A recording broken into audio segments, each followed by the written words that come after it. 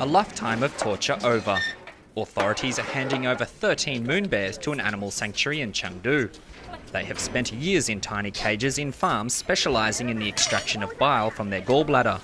Many are now blind and suffer from liver cancer. These bears have come from a farm which was closed by the local government for mistreating the animals.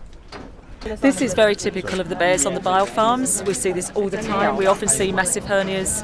We see this bile leakage and pus and blood just pouring out of these holes, and this is exactly indicative of a bile farm bear. Bear bile extract is used in traditional Chinese medicine to combat fever, protect the liver and improve eyesight. The industry is regulated, and the approved practice of bile extraction is the free drip method, where a hole is cut into the animal's abdomen so the bile can leak freely from the wound. I'm absolutely convinced that this practice is the worst atrocity to animals across the world. It can be likened perhaps to battery farming, with hens being kept in tiny wire cages. But this is an animal that spends literally decades degraded both mentally and physically. Hong Kong-based charity Animals Asia runs the sanctuary. They argue there are a number of synthetic and herbal alternatives to bear bile that could be used as a replacement.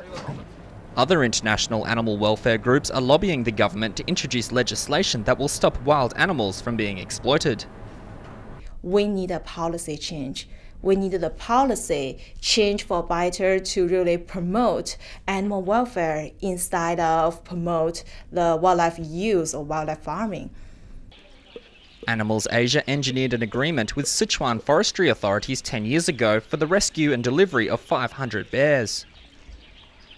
In return, bear owners are compensated but must give up their licenses. With this delivery, the charity has just passed the halfway mark. But with an estimated 10,000 bears thought to be still languishing in hundreds of bile farms across southern China, these crippled animals are the lucky ones.